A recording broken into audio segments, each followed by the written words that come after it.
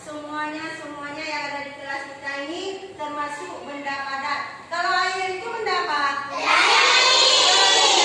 Cair. Kalian pintar semua, kalian hebat.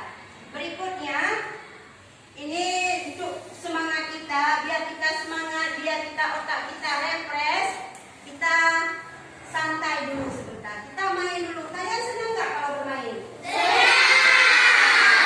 Ikut perintah ibu dan dengarkan baik-baik. Oke? Oke. Tapi sebelumnya kalian kita yel-yel dulu. Kelas 3A. Mudah-mudahan kelas 3A jadi oke. Yuk berikutnya dengarkan perintah ibu. Kalau ibu katakan tepuk 1, itu tepuknya sekali. Kalau tepuknya 2, jangan tepuk. Kalau tepuknya 3, ngerti? Oke? Siap?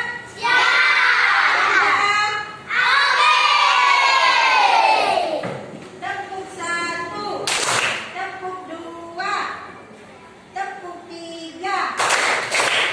Nah, itu siap. Oke, dah seperti itulah biar kita refresh, biar kita otak kita segar, biar kita siap untuk belajar. Materi kita hari ini dia pengukuran. Berikutnya ada kompetensi dasar, mendeskripsikan dan menentukan hubungan antar satuan baku untuk panjang. Kemudian indikatornya menjelaskan hubungan satuan baku untuk panjang, mengukur panjang benda dengan satuan baku yang sering digunakan. Ini ada tujuan pembelajaran.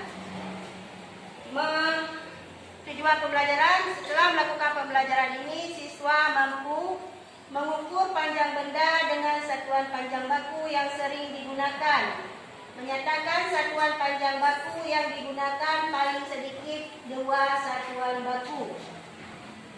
Alat pengukuran. Apa arti pengukurannya? Ada yang tahu apa itu pengukuran?